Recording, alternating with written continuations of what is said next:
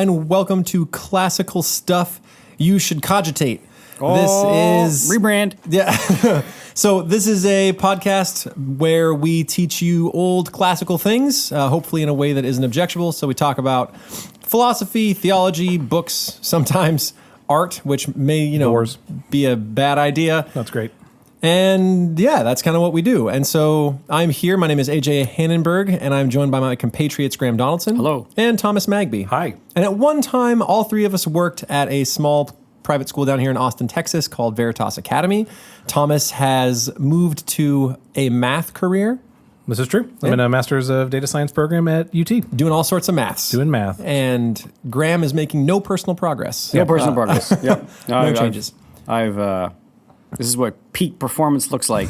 And so I thought because he's not moving along, I'd give him some advice. Tell him some things that he needs to know.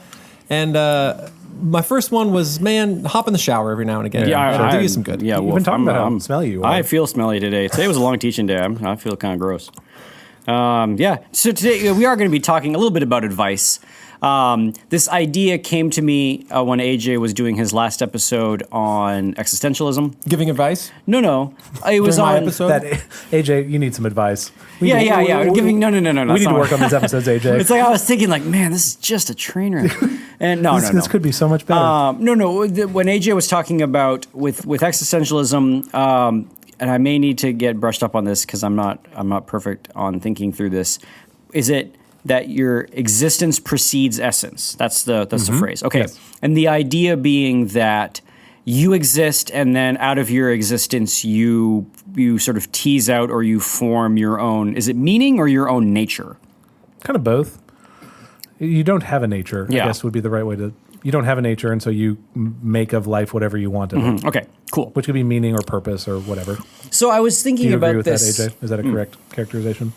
Yeah, I'm not sure if they would all say you don't have a nature, but I think they would say that you have the choice about what to make of your nature. People will tell you what you are supposed to be. Society will say certain things, but you are here, and you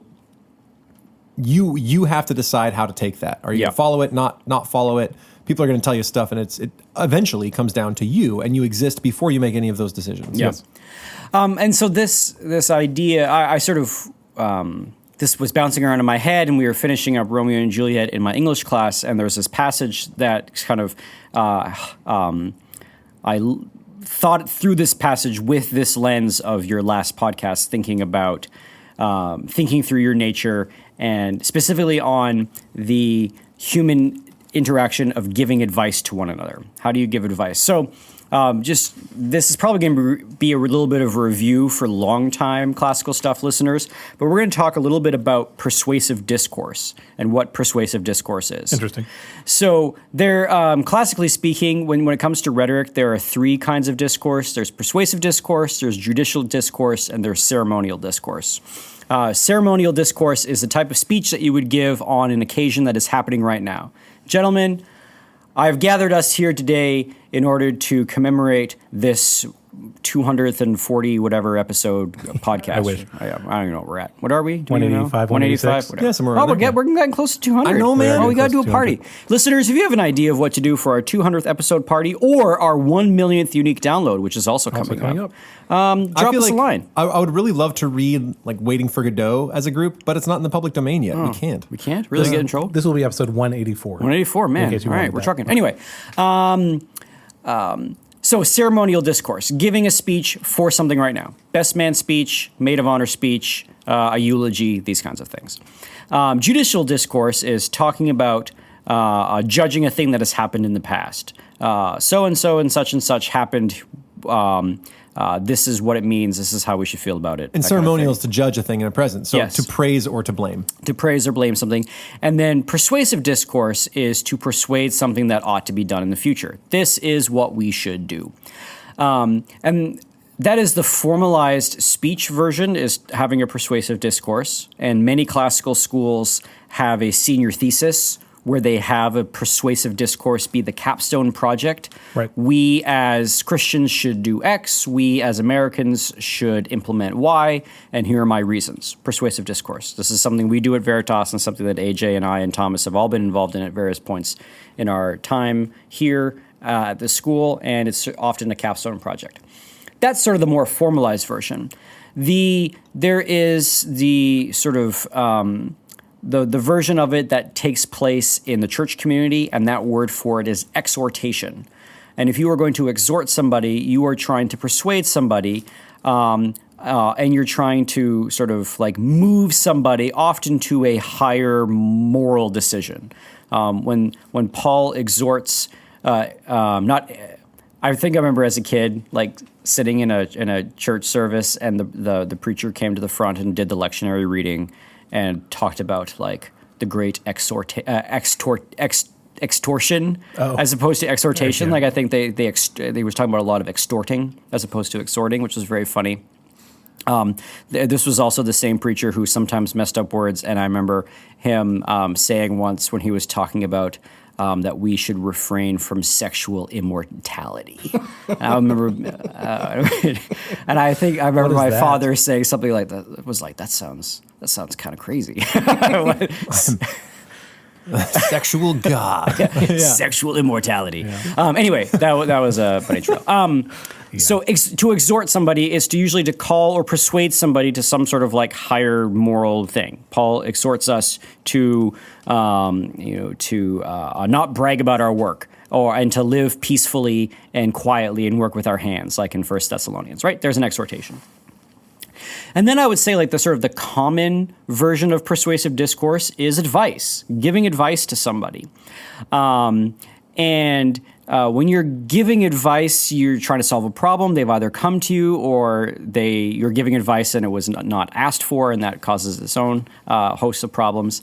But I sort of was thinking about this idea of advice giving with this question of if our existence precedes our essence, then how is advice ever going to work on somebody?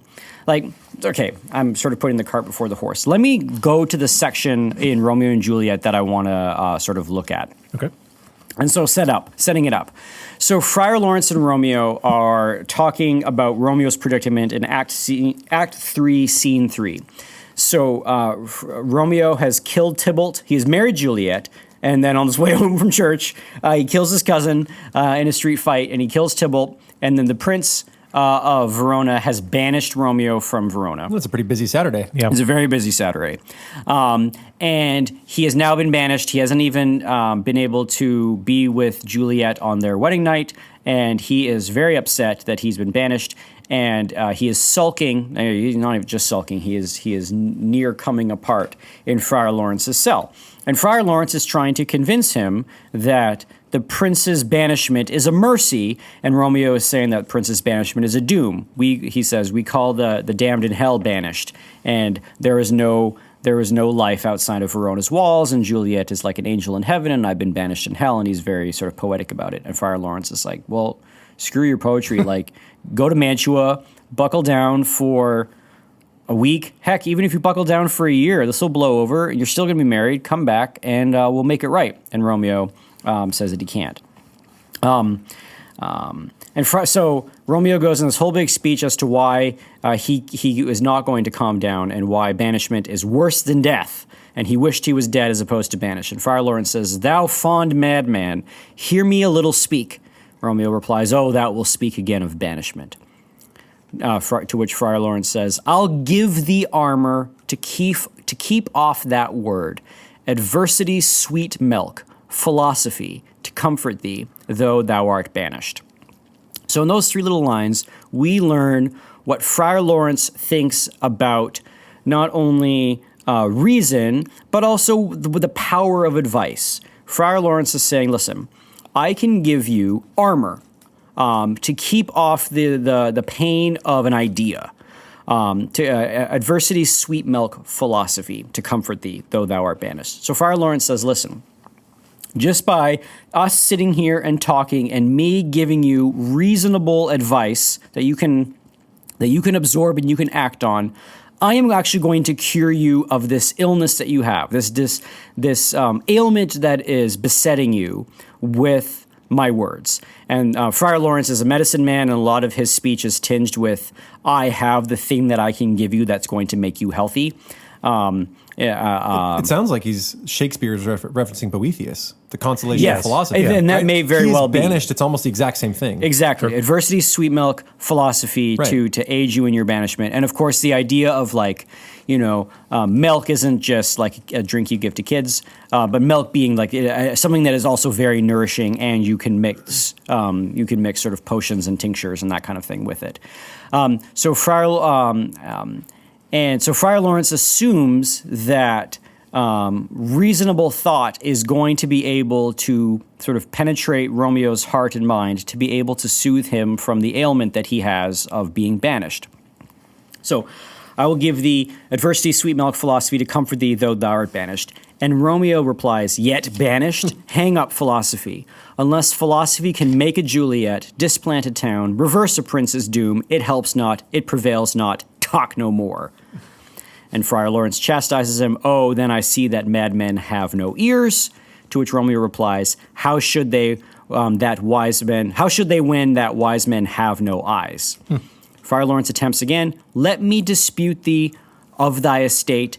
And Romeo replies, thou canst not speak of that thou dost not feel. Wert thou as young as I, Juliet thy love, an hour but married, Tybalt murdered, doting like me, and like me banished, then mightst thou speak. Then mightst thou tear thy hair and fall upon the ground as I do now. And then Romeo throws himself down, pulls out a knife, and thinks that he's going to stab himself. Okay. Herein we get Romeo's view of experience and the role that advice can or can't play. Is Romeo right? And he says that very interesting line, that thou canst not speak of that thou dost not feel. Right. And Romeo sort of amplifies it. He says, the only way your advice lands is if you were as young as me, you were in love with Juliet, you were an hour but married, and you'd murdered somebody, and like me, doting like me, so you liked her as much as I did, and like me banished, then might thou speak. And he says, and then might thou tear my hair as I do. So maybe, why do you say that Romeo is right? So I think we were talking about this before, that the problems of other people seem easier than your own problems. Mm-hmm. And so at some level, again, I'm drawing on your presentation of Friar Lawrence in the past, that he has good intentions, but often does not accomplish what he wants to. Well, he doesn't. I mean, they are going to die despite his best intentions and his advice. And maybe Friar Lawrence isn't doing this, but I think there's an easy way to approach. So how old is Romeo in this? Is he 16 or something? Yes, he's 16, 17. But I think there's an easy approach. Like when a 16-year-old has a problem, I think it is often easy for someone older than 16 to just blow off the problem because it doesn't seem like that big of a problem. Mm-hmm. I think of this having a 2-year-old right now, that like he fusses and he cries because he's a 2-year-old. But the thing I have to keep reminding myself of is like his experience of hunger is like the worst hunger he's ever had in his life. Mm-hmm. But in the grand scheme of things, he's actually like very well taken care of and well fed and all that. I think that's an easy thing to do to the problems of 16-year-olds, to say this isn't really a problem that you're experiencing right now. But he's not saying this isn't really a problem. He's saying, let me dispute with thee of thy estate. So he's saying, no, he's not belittling the problem. But Romeo thinks he is. But Romeo thinks he is. That's what I mean. And Romeo's point is you haven't been through this. And so, you can give a right solution, but that's not the same as you understand the position that I'm in right now. You understand how hard this is for me. You're just trying to, of course it's easy for you to say, go for a week and be fine and then come back. Actually, it's so much harder than that. Yeah. And so, go ahead, Henry. While I agree that dismissing teenagers and their feelings is a bad idea, especially for someone that teaches them and works with them. And especially if you want to persuade them to something. That's what sure. Yeah. Especially if you want to persuade them to something. But I don't think he was dismissing. He's just asking to speak. Like, I will give you a little philosophy and it might help. Mm-hmm. I think the notion that if you haven't experienced a thing, you can't speak to that thing is a false notion. It underestimates both the human imagination and empathy and sympathy, right? Just because I haven't experienced it myself doesn't mean I've never experienced something like it. Like, yes, everyone's experience is unique, but that doesn't mean I can't imagine what it would be like and then maybe see with a clearer head a better way out. Sure. I think you can't speak to something you haven't experienced is total hogwash. Would you trust someone more who's been through that experience? So let's say you lose a close family member and someone who also has lost a close family member tells you, this is what helped me to get through this. Does that hit different than? Yes and no. It depends on the head. If the head is a clear head, if I know this person is a clear thinker and has experienced the same thing, then maybe I'll take their advice. But I know a lot of people who are not clear thinkers and have a lot of feelings, and if they've experienced the same thing as me, their advice would not avail me. Yeah, what if their advice was like, what really got me through this was Zodiac? And you're like, oh, okay. Then you write it off and you don't do it. Exactly. Like, I'm going to go to somebody who is clear of mind. And in this case, for me, if I was going through the same thing, there are a couple people I can think of, right, that were banished. Was it Seneca is one? He writes a letter to his mom about how, hey, it's not so bad. Like, people are everywhere. It's just a new place. And Boethius, right? Those are the people I'd say, yeah, I haven't. I got a couple of dudes who have. But I think that could be a great, Friar Lawrence doesn't do this, but for him to say, actually, there are other people who are in this position and here's what they did. That's what you're proposing. Yeah. I think it's a great idea. But that would then lead to if you propose Seneca, you're proposing a Stoic solution, which would have a better outcome than what happens for Romeo and Juliet. But in the moment, Romeo doesn't get it, doesn't receive it. I mean, like, this is the point. Like, Friar Lawrence's advice actually is good advice, and his advice is... It would have been the same that Boethius gave him, right? His advice is, let's think strategically. Right. Let's play some sort of long game, and Romeo is only sort of thinking tactically, like what is actually happening right in front of me right now. Sure. And so I will tie this back up to the existentialist question that we started off this with. But to me, this is always like the tragedy of Friar Lawrence is that he is a man of strategy, and his strategy, he's got questionable strategy, the whole like fake poison thing with Juliet. He's a man of strategy, but the strategy never plays itself out tactically like he wants it to. Right. And so you get into that position where he almost sort of like exemplifies book knowledge or like or systematic knowledge as opposed to like the practical application of it. If you're reading about government or reading about the leading of men in battle as a classical historian versus the feel of that. He's reading the fox Cyrus until we have Cyrus. faces. He's the fox until we have faces. Yes, exactly. And for reference, the tutor of the main heroine in one of C.S. Lewis's books, Till We Have Faces, is very much this like sort of Stoic teacher type, and Friar Lawrence is fitting that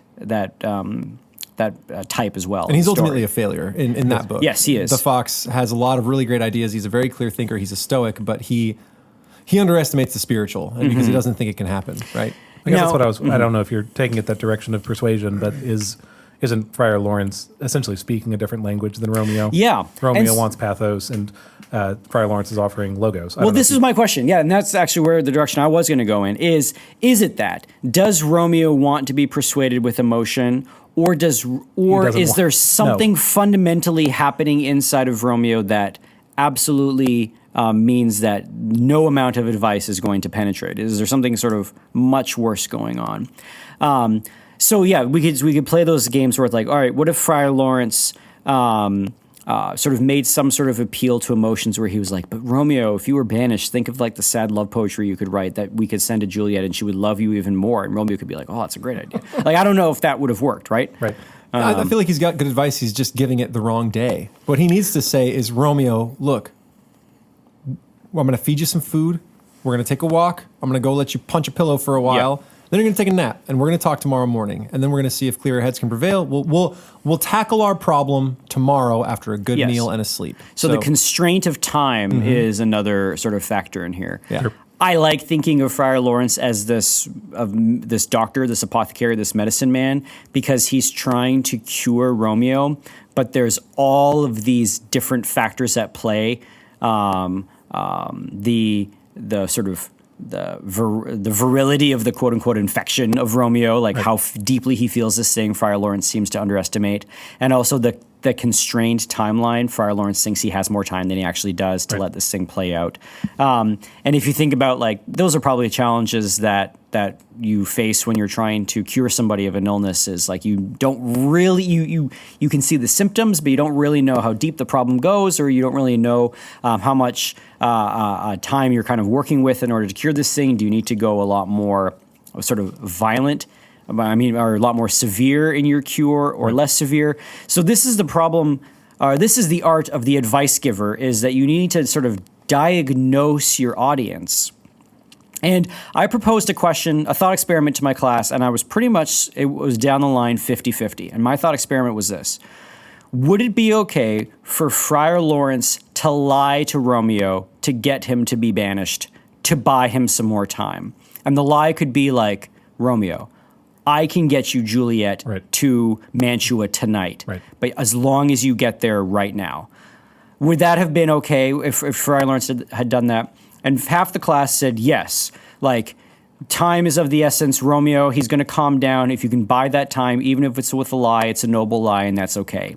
And the other half was like, no, if Romeo's going to be a punk and he's not going to listen to this advice, it's not on Friar Lawrence. Friar Lawrence, it's no skin off. I mean, yes, he's going to feel bad that if this doesn't happen, but you have to give true good advice all the time, and it really is up to the person to receive it or not.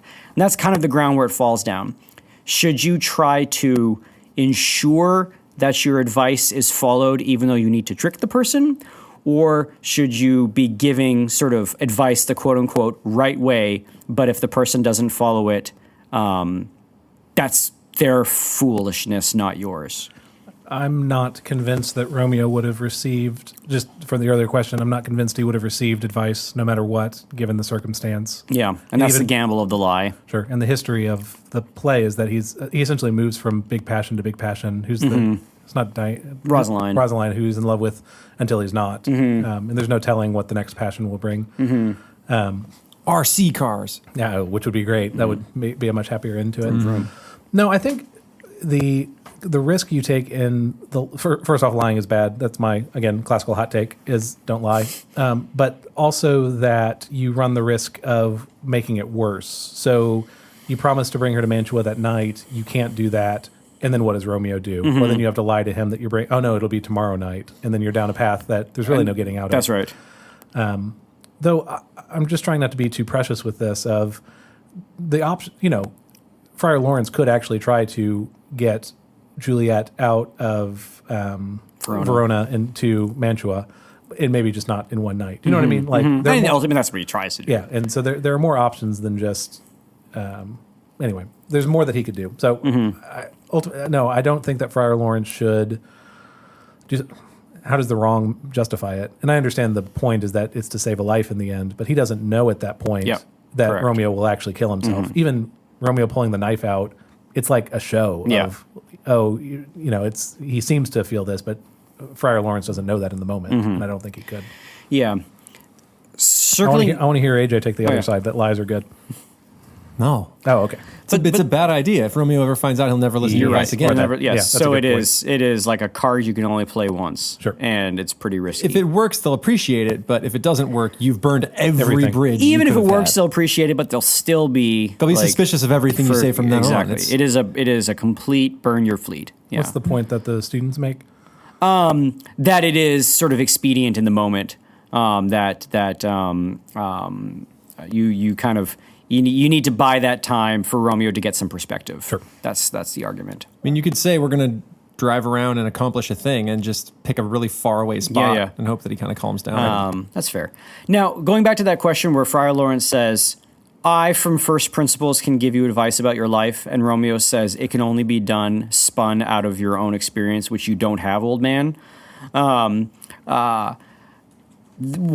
we were talking about AJ's episode, the idea that I had was, okay, Friar Lawrence, if Friar Lawrence is correct in his assumption, he's assuming that there is sort of a human nature that he's assuming Romeo has a nature that he can appeal to using reason and philosophy. And I would say that Friar Lawrence, that assumption is a very classical one. Mm-hmm. That he is that human beings have a nature. That nature can be appealed to. The very canons of rhetoric are built around appealing to our natures to persuade. In this case, to persuade us. So Friar Lawrence is sort of coming at him with that presupposition that human beings can be persuaded because, at the very bottom, we are all rational creatures that we can be persuaded by rational. But even you setting it up like that, so then the failure of Friar Lawrence to persuade Romeo, are you then going to say that it's a failure on Romeo's part to not be able to? Well, I don't know. So then this is the question. Or maybe Friar Lawrence's assumption is wrong, and that human nature is not something that we can have. That he is mistaken in thinking that it is he thinks it's easier to appeal to human beings than it actually is. And now here he has a case study in front of him.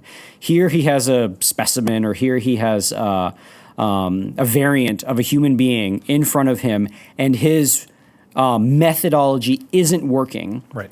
And so the question is does Romeo's answer maybe give more weight to the idea of that that it really does need to be our experience that forms relationships and bonds? Like, Romeo is only going to be able to be spoken to and spoken into by people who have had similar Romeo experiences. Friar Lawrence assumes that there's kind of like if I'm going to sort of maybe, what's that called where you sort of exaggerate it to make the point? But it's, Hyperbole? yeah, maybe I'll sort of hyperbolize it to make the point. Friar Lawrence assumes that there's like a brotherhood of man, that we can all talk to each other and understand each other. And Romeo is presenting an idea that it's maybe a lot more ghettoized. Like, our human experience is a lot more individualized. Yep. And really you can only enter into somebody's ghetto of experience if you've experienced similar things. So my question, maybe Hannenberg, to you is that kind of what you think the existentialists were getting at when they're talking about that their existence precedes essence and So you think they're taking Romeo's view? Yeah, or that Romeo is, you could say that, well, what Romeo is expressing by saying, you don't know me, Dad, or you don't understand me, Friar Lawrence, is an example of what they then sort of crystallize into a philosophy in existentialism. Is Romeo being existentialist in that pronouncement? Ooh, a pregnant pause. Yeah, probably. I think he's more just 16. But okay, then this is ultimately my point, which is that existentialism is immature. No, that's not my point. Okay. But that's the thing. If I say he's just being 16, part of what he's doing is trying to make decisions about the nature that has been foisted before him, and that's what Friar Lawrence is doing. He's saying there is a nature, and Romeo is having an existential crisis. He is having to say, what is worth existing for? Yeah. No, what do I think about this nature that you are telling me about? Yeah. Right? You are saying that the experiences of man are common. He has to make the choice whether he's going to internalize that. The good existentialist would say both of them have made decisions about their essence, right? Both of them existed before. Romeo existed before somebody came along and said, there is a right way to do this. And now he has to make a choice. He's having an existential crisis is what's happening. But Friar Lawrence is saying there's a right way to do this, and I'm able to communicate it and understand it because we are of the same nature. Yes. And so Friar Lawrence is assuming that. Friar Lawrence is not an existentialist. So if Romeo rejects Friar Lawrence's advice, does that mean that the existentialists have a point, or does it just mean that Romeo there's certain qualities that he has where it's actually he's broken the bond of human nature? I don't know. I think both philosophies here have purchase. So the philosophy that there is a human nature has a lot to say about what's happening. That Friar Lawrence is a wise man, and he's saying, here's what humans are supposed to do, and I can tell, I can walk you through it, right? We've been through this before. This ain't the first rodeo where someone's been exiled and in love, my man. This ain't the first time it happened. I can give you all kinds of philosophy that will walk you through this, and it comes from first principles. So the good human nature non-existentialist would say that is Romeo's essence, and Romeo is not recognizing, right? His essence preceded his existence, and Romeo is in his existence kind of saying no to his essence, which is one of human nature. The existentialist would say that both of them had existence before ever making choices about what someone said their essence was. Friar Lawrence has accepted it and therefore applied it to all men. He's doing the existential thing where I act a certain way and I assume all men should act this way. And then Romeo is making the same choice, but he is rejecting what the people have told him, right? And saying, I will exist a different way. And all men should exist such that they can only relate to people that have had experiences that are similar.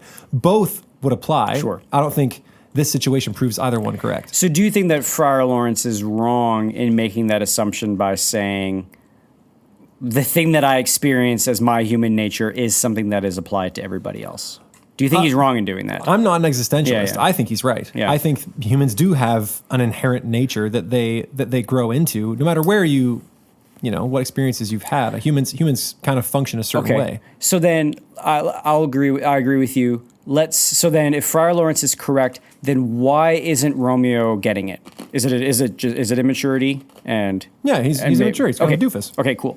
So let's say that it is immaturity. The reason that Romeo isn't getting it is because he is either because of his emotional state or because of his sort of moral character development. He is making it hard for him for the better angels of his nature to appeal to him. This is, so to go back to what Thomas was saying about his 2-year-old, what Romeo is experiencing here is the worst thing he's ever felt in his whole life. Yeah. Yes. And he assumes that it's worse than anybody's ever felt because he's never felt anything like it. And this reminds me of I don't know if he's ever listened to this podcast, but a lecture I got from one of my professors named Adam Nieder. And I've told you this before, Maybe. I'm sure.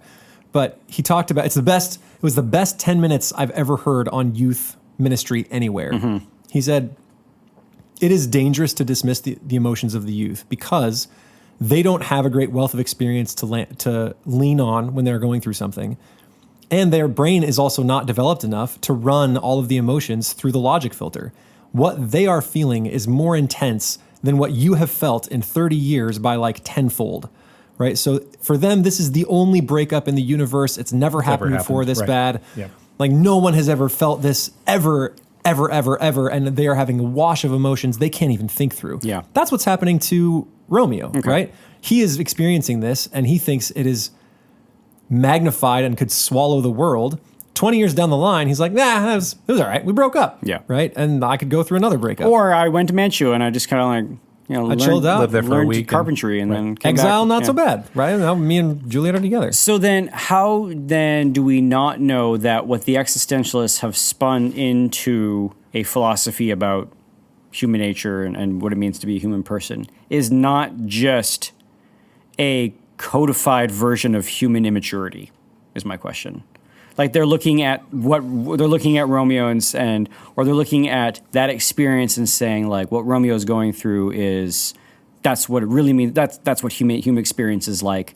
Friar Lawrence is like this old age this old way that is trying to like implement their superstition of faith upon the wildness of humanity. Your assumption stands on an assumption that the existentialists can't make. Your assumption is that there is a truth, there is a goal, there is a way man should be, right? The ideal type. You think there is a thing into which we should mature. Mm-hmm. The existentialists would say that is not Except true. for Sartre's insistence on freedom as this ultimate goal that we have. Yeah, so he has an ideal type. It's a man that's truly free. Right. But Romeo isn't, like, he's insisting on his own freedom, right? That's what I mean. But I'm wondering if Romeo's the hero, the existentialist hero. That's kind of my question. Yeah, he throws off all the background he's had before. He chooses his own destiny, and come what may, he rides it to the end. And the end being like. But so what if it's death? Like he chose that death, as opposed to being forced into a life of like boring misery for the rest of his life, right? Yeah, and being held down by first principles, right? Sure. So if there is no way for man to actually be, if there's nothing requiring us to act in a certain way, even though Sartre says freedom at all costs, which I don't think he can logically say, then it doesn't matter what he chooses. There is no such thing as immaturity because we don't have to mature in anything. He gets to make choices about what he is. You think they would say that I don't know, that there's not something immature about that Romeo at 16 should grow into Romeo at 18 and learn some things between those two? Like, I don't know. I don't think it's logically consistent. Okay. I don't think it's logically consistent to say there is nothing that man has to be and then to say he is doing it wrong. Sure. So how would an existentialist give advice? Like how would they persuade somebody of something? Well, or what would they well, they can't. Sartre does this. He said that. He said, I cannot judge except that I can say you are making an error or acting in bad faith. Like you are saying one thing and doing another. I can point that out. I cannot say you are wrong. Yeah. So he can't. Friar Lawrence can't say anything. So what's bad faith? Bad faith is I think one thing but do another? Yeah, it's hypocrisy. Okay. So as long as Romeo is not being hypocritical. Which he's not. And what's the other one you said? It was freedom at all costs. Or did you say in error. Error in judgment. I mean, logic error. You might say it's a logic error. So he ultimately will make a banishment is worse than death. Yes. But how can you even say that's a logic error? Just because I disagree with him. But that's not really like a logic error, I guess. I'm correct in all things is what I'm trying to say. I've always known, Thomas. Yeah, sure. So maybe you can't. that it feels like the weights are different, but I also don't have a sense of exile the way that Romeo does. So maybe it's not a logic error. But that's what I'm saying. I think Romeo could be viewed as the existentialist hero of the story.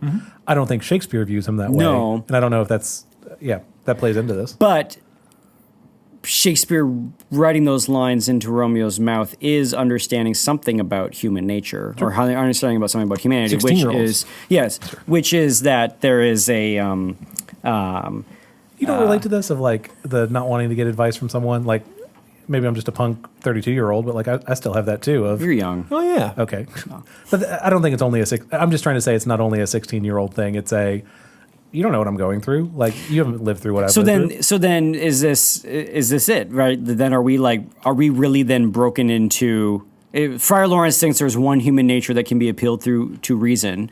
Maybe the other extreme is existentialists who say that it is you cannot give advice except in these in these two things, whether or not you're acting in good faith or whatever the other one was. Logic error. And maybe something's in the middle where there's like, I don't know, like there's 9 enneagrams and only the 5 can give advice to a 5, or I don't know, like. So my point from before is not necessarily so. In terms of whether persuasion will work, obviously it didn't work, and I think that's a failure on Friar Lawrence's part. Do you? Yeah. Okay, give me your argument as to why you think that's a failure for Friar Lawrence. We've talked about this. I think this is going to get us back to the trolley problem. Yeah, of course, sure. I'm in favor of killing people. No. My point being that I think Friar Lawrence says all the right things, and it doesn't persuade Romeo, which implies some type of failure there. Does Friar Lawrence try and shift angles to persuade a different way? Or does he insist on I'm going to be high and mighty, I'm going to argue this the right way, and then it's kind of your fault whether you've listened or not? It's kind of blasé toward the actual person who ultimately kills themselves. Yeah, right? I mean, so this is maybe a bit of a stretch of an analogy, but there are kind of two. I really like football, like European soccer. I really love football. I'm a big football fan. You keep referencing two different sports. I'm kind of funny. And so I used to live in Amsterdam, and so I became a huge fan of Ajax, which is a team in Amsterdam, and they have a way of playing the game. Okay, Ajax. Ajax. I know it's spelled AJAX, so it should be Ajax, but it's pronounced Ajax. No, it's not. It's so they have a way of playing the game, and they have a sort of a cultural understanding that if you win the game, but you haven't played the game the Dutch way, you didn't win the game. Okay. And then there's the other kind of and it's really fascinating to see culturally how different European cultures and even South American cultures go about playing the game, because it really does express their own cultural identity. And then there are very specific coaches. There are coaches that will play the game a certain way, and they will force their team to play that way. And if they lose, they won't deviate. Right. Pardon me. They won't deviate from playing that way. And then there are coaches who are pure tacticians as opposed to systems people. They will set their teams up to win against this very specific opponent they're playing and the very specific way their opponent is playing. And they will change their style of play. They will do all sorts of different kinds of things in order to win the game. And I get the sense that Friar Lawrence is the first kind, that he is not going to think of other ways to persuade if the rational way isn't working. Right. Like he is only going to give sort of, adversity, sweet milk philosophy. And he's not going to do the pathos route, or he's not going to do the ethos route and say like, Romeo, killing yourself is immoral or whatever, right? He's very much like an idealist in that sense, right. or a purist. Right. Whereas you could get somebody who is a lot more pragmatic, who would look for all of those sort of different, maybe tactical approaches. And I think about that little heuristic all the time, about being a systems person who is doing a certain thing in a certain way, and if you fail, you're going to fail doing it beautifully or the right way. Or there's also the hyper pragmatic that it is all about the results, and if you hoofed the ball forward and battering rammed it in the goal twice, and then you set up 11 guys in front of the net and they could never get in there, like so be it. And who cares about beauty? And I think about that in relation to Friar Lawrence giving advice to somebody. And of course, like AJ's pointed out, this is pertinent to us as educators because we are people who are interacting with teenagers and oftentimes are giving advice. And I really often think this, like, do I want to, do I want to give what I think is like the theoretical best advice, or do I really want to make sure that it pragmatically works itself out and that the student takes it because I've tailored it to their receptors or whatever. You're saying that Friar Lawrence is an academic, not a youth pastor. And that's, yes. Right. Not a youth pastor. Yes, exactly. Right? Youth And pastors are practical and know how to go through different tactics. which is why the tragedy for me of Friar Lawrence is here's an academic who has high-minded ideals, who gives great advice the whole play, and it doesn't land, and now he has people dead at the end, and he is a blubbering shell at the end of the book, and he's completely beside himself, decrying fate. And saying that, like, he even says, like, I'll find the line, but he says that a greater power, when he finds out that Romeo has died, he says to Juliet, a greater power than we can contradict has thwarted our intents. So he basically says, like, listen, we played chess against the wrong guy, and he beat us. Right.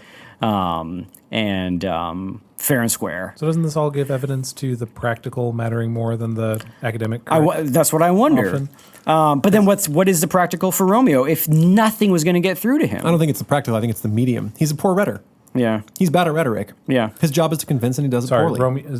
Friar Lawrence is. Lawrence. Yeah, sorry. Rhetoric. Okay. He's In what way? Like what fail? So he gives a sound logical argument. We're us reading it now, a couple hundred years later. It sounds great. Why is it not good rhetoric? because he didn't consider his audience. It's the same mistake that Odysseus makes when he's talking to Achilles. He goes up and he tries to offer a bunch of logic and a bunch of like, look, come back to battle, get stuff, fight Hector, get glory. I don't see what the problem is. Right. Was Odysseus right, though? Odysseus is absolutely right. Like his appeal makes perfect sense, and he appeals a little bit to the feels. Phoenix does more to the feels, and I don't know. He is making the mistake of thinking that his logical, I will give you the balm of philosophy, is going to reach a 16-year-old kid who just lost his wife and his home. Yep. That's the wrong assumption. Yep. You cannot make that assumption. He needs to go to the feels, and he needs to walk him outside, and he needs to get him in. Like they are in his cell. That's the first problem. So you do think that Romeo is capable of being convinced in this moment? I think yes. I don't know if it's in this moment. Yep. I think he needs a change of venue. I think he Yep. needs a change of time frame, Right. and I think he needs a change of medium, and Yep. that's the issue, right? It's one of the reasons we teach kids great books is because it's a medium other than us. So you definitely disagree with Romeo saying that thou canst not speak of what thou dost not feel. 100%. I Gotcha. disagree. Like it's the same thing that happens that my seniors have come to tell me that they go to a classroom and are not allowed to speak because they don't have the experiences that other people have in the classroom. I think that is a folly, right? I can apply logic no matter what experiences I've had, right? You don't think that logic is mediated through certain experiences that people to say Like that extreme experiences? Well, like for me, so if I say I'm the logical one and I have the logic, and then doesn't that just say to you you're wrong? Like you lack the logic? Like many people can be logical and still come to different conclusions. See the great book, see the great conversation. I understand the point you're making, and totally shutting people out of any kind of conversation seems wacky. But there is a place to say that, like, you and Graeme disagree on things. You're both logical, right? Yeah. You disagree on the trolley problem. I don't think one of you is wrong for your disagreement. Sure, but he can talk, and that's my I point. permit Graeme to talk. Yes, yeah. And like, granted, I would never go into a classroom where someone was talking about an emotional experience they had and say like, I am the logical one. Let me bring a little logic. But that's Yeah. what we're talking about here. Of Friar Well, Lawrence this- brings and logic. that is So why this he is is- a bad at what he's doing. No, but this is maybe this gets back to the beginning where we were saying Friar Lawrence and Romeo are assessing the gravity of the situation, and maybe Friar Lawrence is saying that this isn't as grave as you think it is, and Romeo is saying this is the worst thing that's ever happened to me. Right. Like if you sort of think of the bell curve of things that humans can experience in life, It's pretty bad. Romeo thinks he's on the far left-hand tail of it, and Friar Lawrence thinks he's still kind of in the middle. This isn't all that bad. And that is the thing that's mediating their response to this. Yes. and Friar Lawrence is misreading what his audience is feeling. Yeah. So, if we sort of invert this question for us, and this is kind of the last question I want to think about, is then how, if Romeo can't receive advice, that is good advice, that could have saved his life and saved a mountain of heartache and his, and his marriage and his life, and maybe even still like reunified the families. The great irony is that like Capulet kind of thinks Romeo is an okay guy, and he says so at the party. How then, what do we need to do to not be Romeo? Like, what needs to happen for a man or for a person to be able to receive advice, even if it's from somebody who maybe has not had the depth of the experience that you had. So I was reading a while ago Xenophon's Cyrus the Great. And Cyrus the Great talks a little bit about advice. He says, don't let people flatter you. And then Machiavelli brings it back up in The Prince. But Cyrus says that only the virtuous man can hear and apply good advice. This is sort of the statement that he says, which is a very classical thing to say. And I wonder if that's true. I wonder if there is a lack of virtue in Romeo that is kind of blinding him to receive Friar Lawrence's advice. He's proud. He's proud. He's young. He's That's the young. other part of it. So there's an immaturity there. Because if he had followed Friar Lawrence's advice, none of the stuff at the end would happen. Correct. So, yes. But, I don't know. Some part of me wants to stand up for Romeo, who's clearly the hero of this thing. No. That sometimes the advice you get is not good. And, again, Friar Lawrence starting from a place of, hey, actually the thing you think is devastating isn't that devastating. I don't think it's correct. I think AJ is spot on when he says that actually the loss of your wife in your hometown is pretty devastating. So I don't know where to take it, but just to say that of Romeo needs the discernment to see what's good in what Lawrence says and then accept the good and spit out the bad, right? Yeah. Anyway, I don't have anything else to add to that other than... Can I ask a question? Yeah, but go for it. You seem very focused on the advice piece of this as opposed to Romeo's reaction to the entire situation. Why not center this on Romeo should have behaved differently? Like, you seem very focused on the Friar Lawrence advice giving in that moment when the problem is that Romeo is freaking out, right? Yeah, well, that's kind of my last question is how do we then try to be people who can receive advice as don't be like Romeo? And maybe also be able to have a little more measured reactions to the vicissitudes of the world of your life. Yeah. I guess to oversimplify, it's wouldn't it be better if Romeo didn't need the advice in the first place? If he was the kind of person that could just be better. I don't know. Sure. Yeah, for sure. It just seems interesting to focus on the advice piece of it as opposed to Romeo, who's the one who's messing up and should have done differently. Well, it's almost like when you have somebody who's developing like Romeo and he's immature, you almost don't want big bad things to happen to them because they don't have the framework to deal with it. Sure. Whereas if this happened to Romeo, the 35-year-old, maybe, he could still have lost. Boethius wasn't 17 when he got exiled. Sure. And now there was Seneca. And he moped for a little while. And maybe even he moped for a while until Lady Philosophy said, stop listening to your music. Right. Take those headphones off. Turn off that right. Spotify channel Yeah. or whatever. So maybe it's there's just no getting out of it that if seriously bad things happen to teenagers or people who are still developing that virtue, it's a completely different playbook than what Friar Lawrence thinks it is.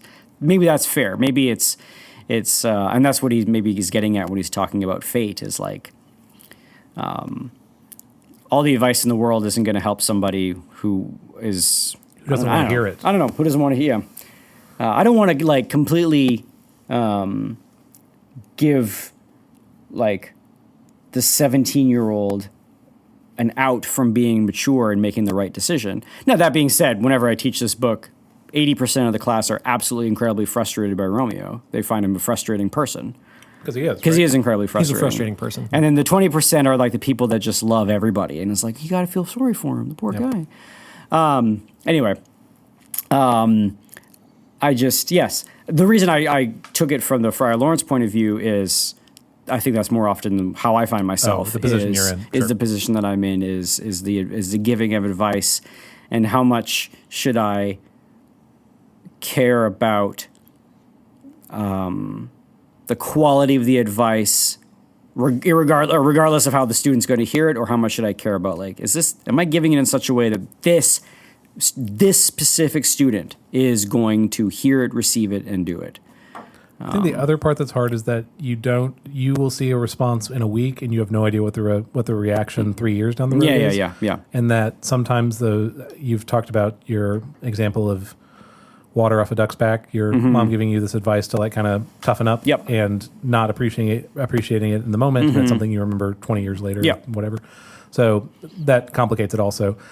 The thing that just keeps coming to my mind is from I forget what we titled the episode. I think it was retrospective from the Ombudsman of Fun.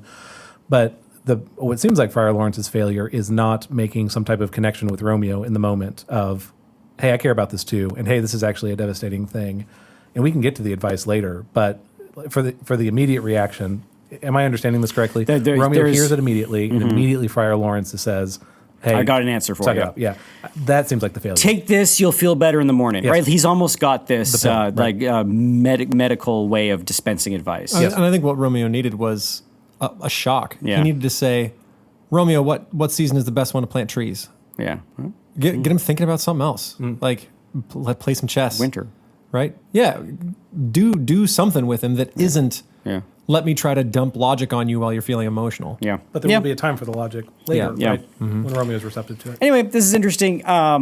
Romeo as existential hero is an interesting question. I still don't know how to think about it. Anyway, but that's talking about advice and persuasive discourse. Or maybe the final word is, here's a book that I've taught for 10 years, and by having AJ's podcast last week, have now like found this other little nook and cranny, and to be able to sort of flesh out and think through it, and the book is rich enough to allow us to go there. So that's an example of just sort of the continuation of a good piece of literature continuing to yield up its fruit over the years. That's another Very good. Cool. All right. Well, this has been Classical Stuff You Should Cogitate. We're glad you are here listening to us. We do this because we love it. I mean, that's why we're here. But if you like it too, you can also support us on patreon.com/classicalstuff. That's true. And we've got all kinds of goodies over there for you. You can hear our between episode banter. We sometimes release little special things for our listeners. Monthly AMAs. And some of my old COVID episodes and some of our earliest episodes that you cannot get anywhere else now, and they're available only there. That's something you can find there if you feel like supporting us. If you don't feel like supporting us, you can also reach out to us on the twits at CLSSCAL stuff. You can find our website at classicalstuff.net, and you can email us at theguys@classicalstuff.net. And I think that's it. Yep. I think so too. So let's all hope that Graeme takes my advice and hops in the shower every now and again. And dude. for the rest of you, listen to your friar every time he decides to speak up. Very good. Right. This is classical stuff. He's a deep fryer. Oh man.